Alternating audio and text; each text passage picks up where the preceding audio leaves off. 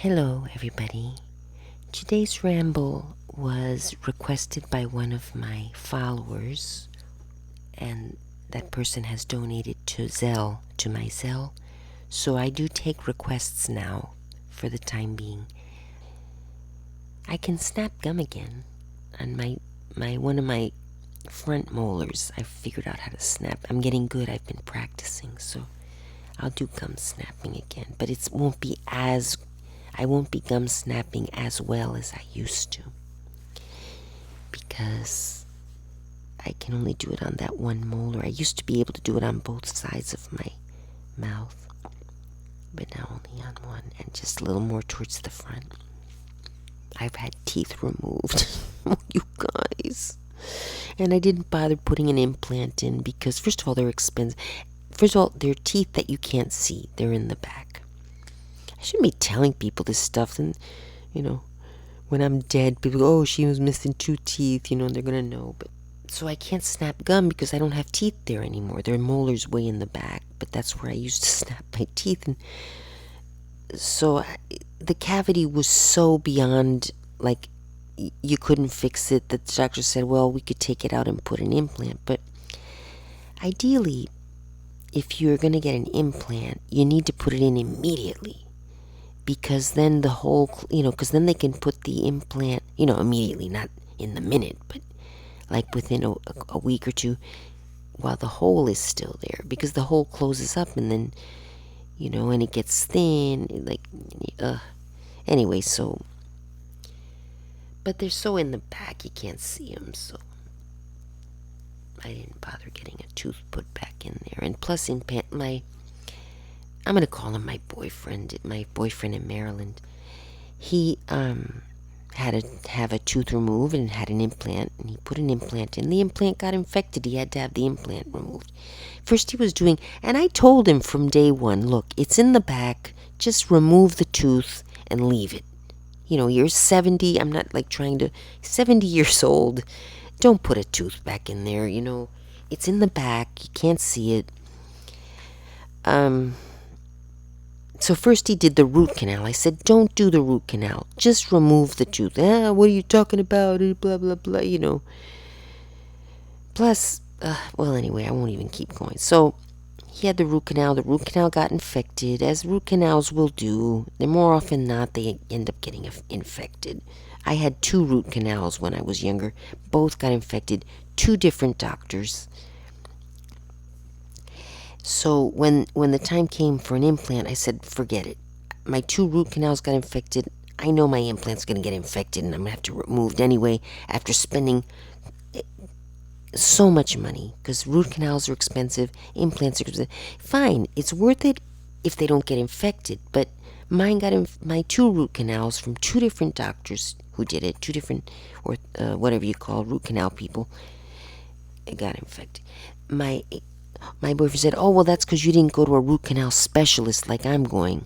It's like, okay. He went to the root canal specialist, and the tooth, ended up getting infected like a year later, so he had to have it removed. Then he went and he got the implant at an implant specialist, and now he's had the implant. You know how many thousands of dollars that is? Even if your insurance covers part of it, dental insurance usually covers nothing.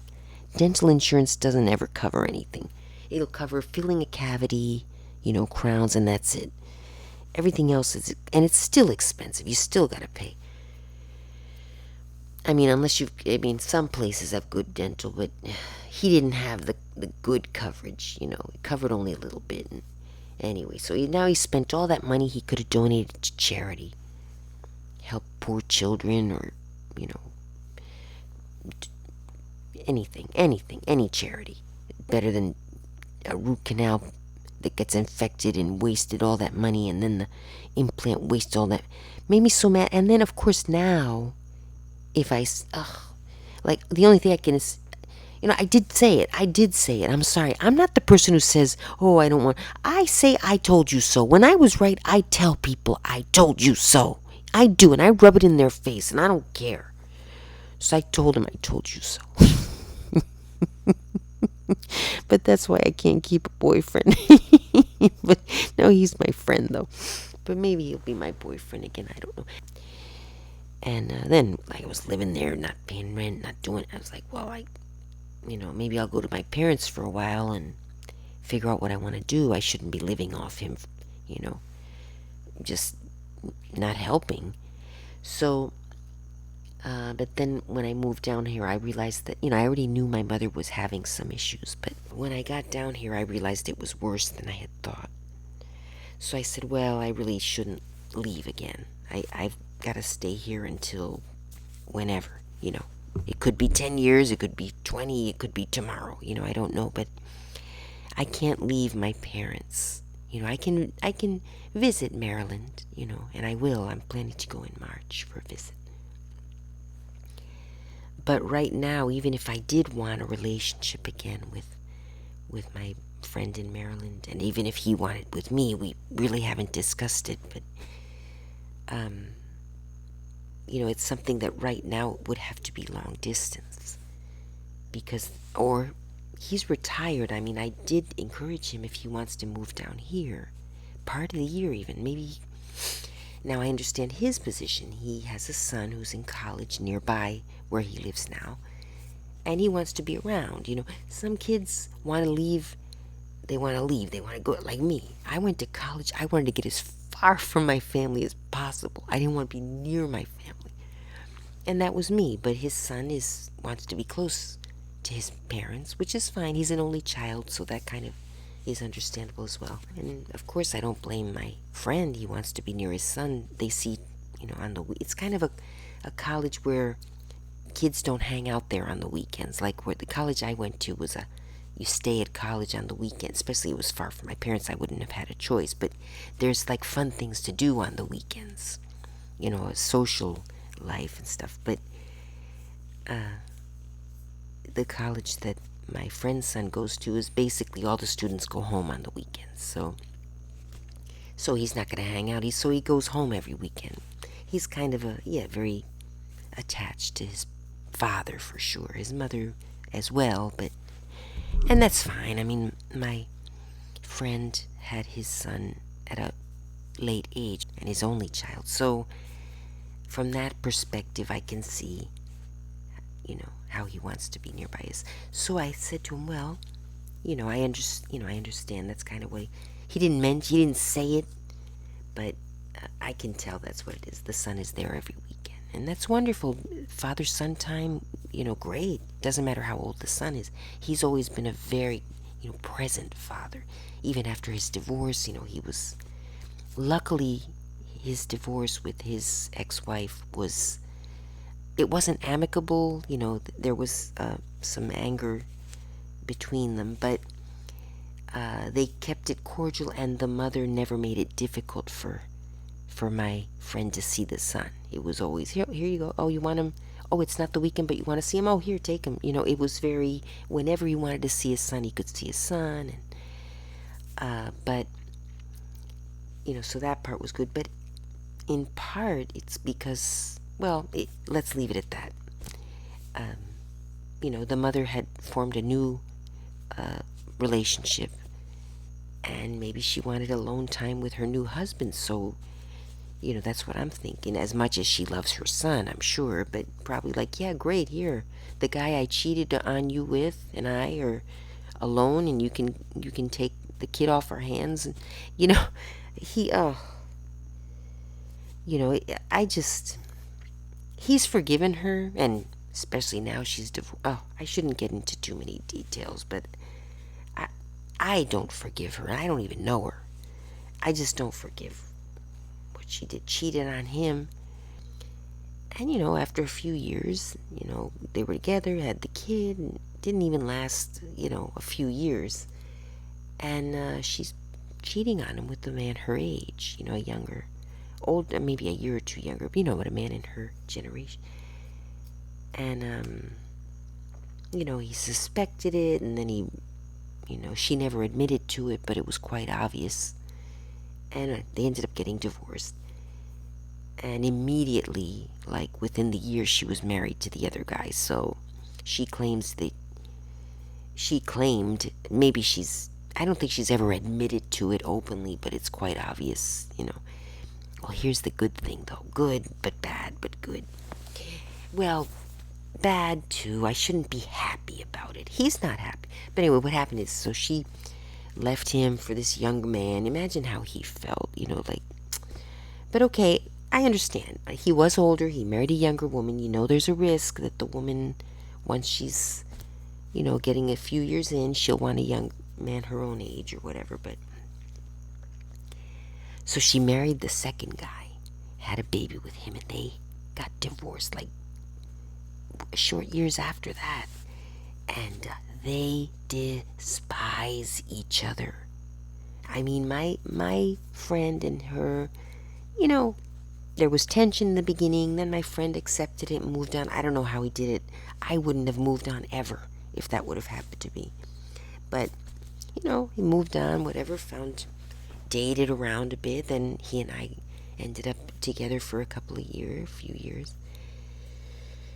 And now we never broke up, but yeah, things right now are not where we can be together all the time.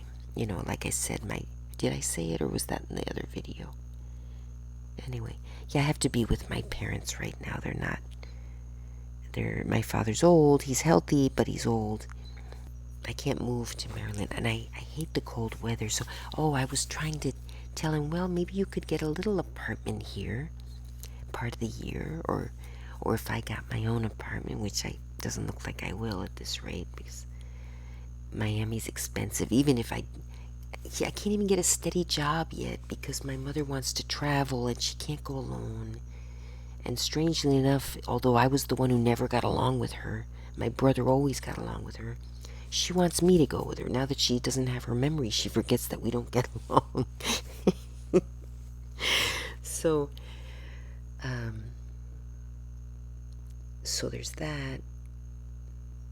If I get a steady job, I can't just travel whenever she wants to go, which should be in the next few months. She wants to visit her homeland, Argentina. I think a part of her senses that, she doesn't know, but she senses that, she's not well, mentally. But then she forgets. So it's like a part of her is okay, but that part is going. The part that understands what's going on is going. So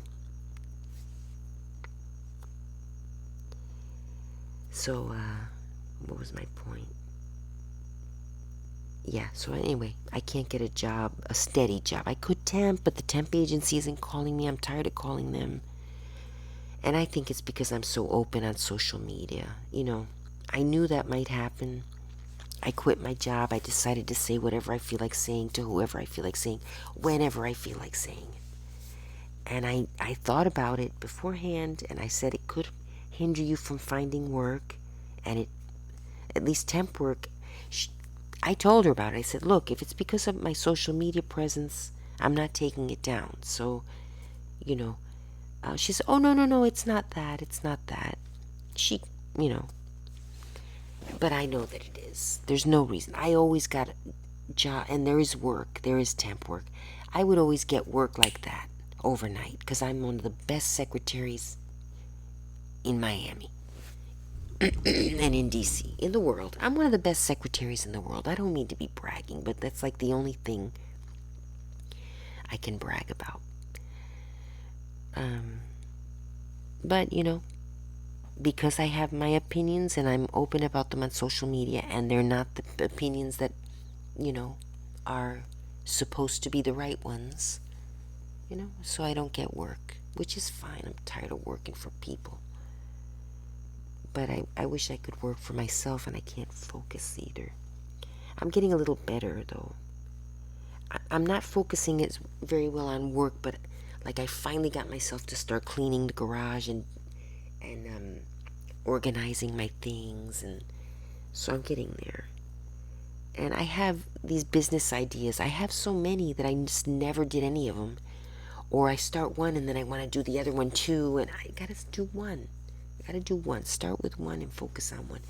So that's what, the dog, there we go. The dog cutting, I did a little advertising. I didn't get any work, and I'm not trying, but in the dog grooming. And now I got this mean dog. I'm afraid someone's going to bite me. I'm afraid to get bitten. And yeah, you could put a muzzle on the dog, but and then the dog might not. I don't think I'm going to be a dog groomer, you guys. I even had my business cards made. I have them. Like, maybe I'll pass them around from time to time. And if someone wants me to groom their dog, I'll do it.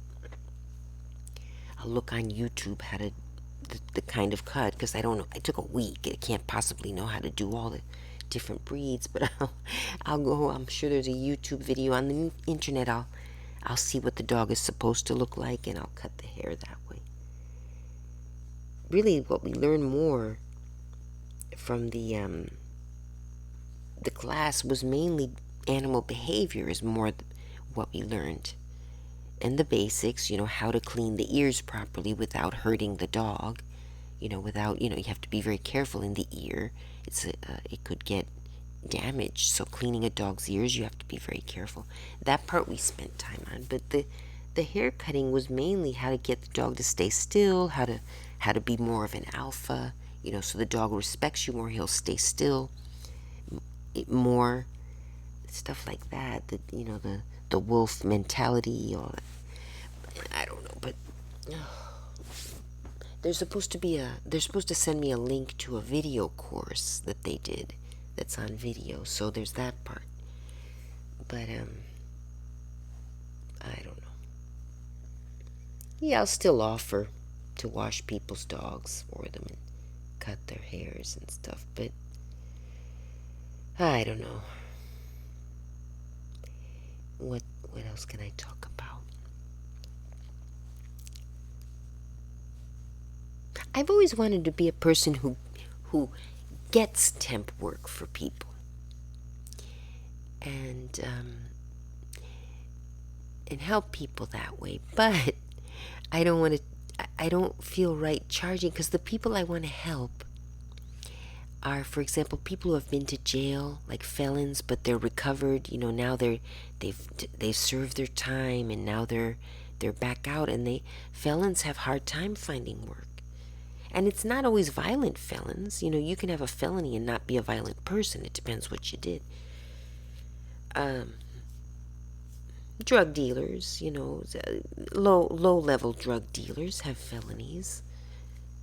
And they weren't necessarily violent. I mean, they did bad things. Of course, they're providing drugs to people and harming them, and maybe youth and all that. But a lot of times drug dealers get into it because they haven't had other opportunities. If you're born in a poor neighborhood, your family's, your mother's got problems, your father's non-existent, you don't see role models around you, your schools suck, you can barely do math,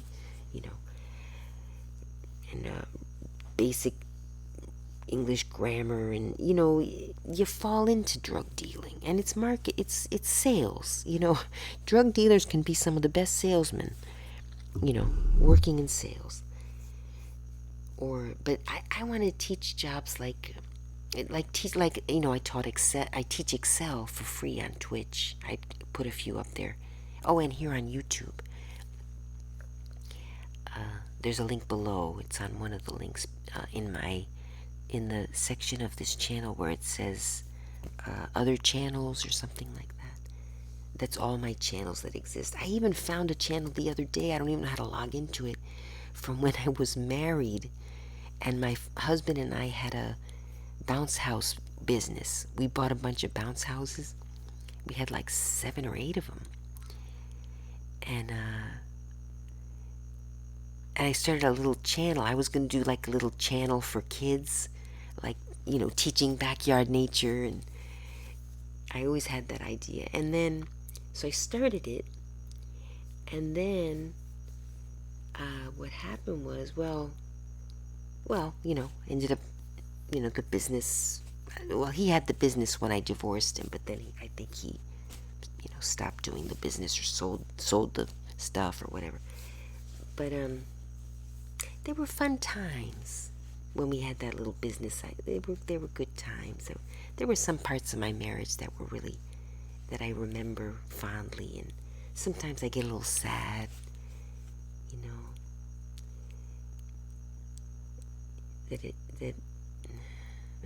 anyway, what's done is done.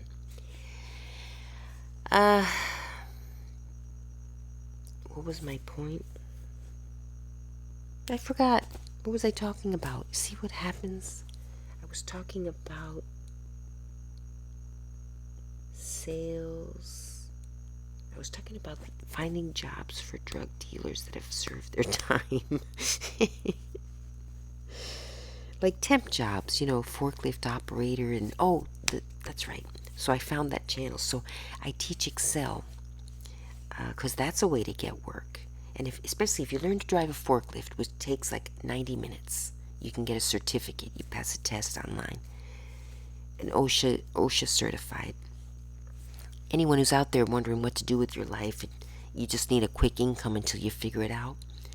To be a forklift operator, it's about a 90-minute online course. You get a certificate that's OSHA certified. 360, look it up, 360training.com. It's about $79. So you have that certified OSHA for 3 years. Then you're ready. From that, you can apply for work, especially now when they need forklift operators. Because you apply for the job as the forklift operator. You tell them, I have this certificate. Don't lie. If you have driven a forklift, even better. But even if you haven't, you're certified. You took great. Now we'll train you on our equipment, because not every, you might learn on one forklift, but the one where you apply to, the job you apply to has a different forklift. It's a different model and make, and it runs differently.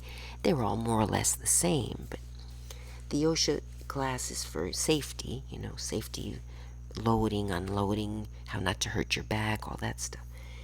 But,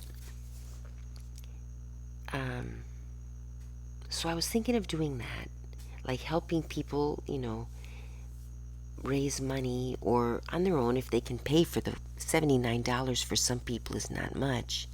But for some people have nothing. They have a penny or nothing. Raising or saving $79 for a homeless person to take a course when you got to eat that day. A homeless person, and some of them are mentally ill on the street, but that doesn't mean that they can't work.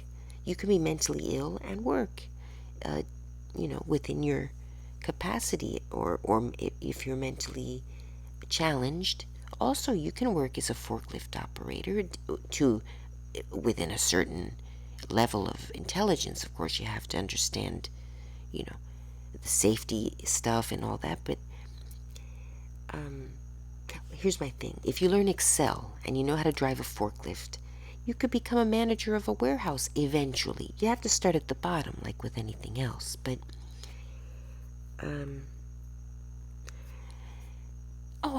I think I get free, because I was thinking of taking the forklift course. Not that I want to be a forklift operator, but then I'll understand the people I'm helping, because I paid for a forklift course for this homeless guy that I've known for several years. He finally took it. I paid for it a few months ago. He was not doing it. I was like, whatever. He finally took the course and passed. I believe this gentleman has some mental health issues, post-traumatic stuff, and he's 30 now. But when I met him, he was 23. He's been on the street all this time. I think he found a girlfriend for a while, and they lived together, but then they broke up, and he was back on the street. And what was I gonna say next? Anyway, we'll see. So he has the certificate now, so he can start applying for work without anything else. But he has a felony, so not a non-violent, it was, well, he claims, I think it is a violent one, something like violence, arrest with violence. I'm not sure what it was, but the police will add on charges sometimes, even if it's not true. And I'm not saying he's Mr. Perfect Angel but I've never known him to, I don't know him, like that, but I've known him many years, and I've never known him to be violent. whenever I'm with him, he's very peaceful. I would take him to lunch sometimes. Even the way he speaks, and definitely has depression or something. I recognize that, and I think he's mentioned it also. Bad youth growing up, bad neighborhood, bad father that kind of just disappeared. Mother, single mothers, tough life. And I don't know his mother at all, but, typical story. Probably low self-esteem, when you're poor, you have no father, you're this, you're that, you maybe have some depression, you get teased, who knows, I don't know his youth. His brother ended up being murdered, shot in the environment that they're in. Really bad. So post-traumatic depression, I'm not a therapist or a doctor, but I know something's going on in that area. And you recognize things. When you've had issues, you can kind of, not always, but you can kind of recognize people that have similar. And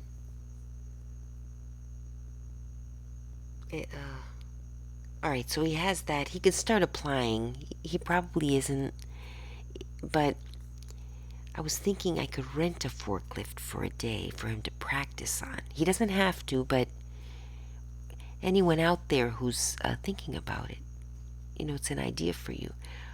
Or maybe he could go to Goodwill, but it's kind of hard to apply for work when you're on the street. That's the thing. And I'm not going to pay for his rent, and I can't afford it. What am I talking about? I can't even afford my own rent. But, and I don't know him well enough to refer him to a friend of mine who would likely allow him. I have a friend who's very kind. She has a shed in the back, or even if he could pitch a tent in someone's yard and get a shower. To get a shower, he has places where he can shower. And I'll admit, others have more oomph. Another person would say, okay, well, I have this forklift thing.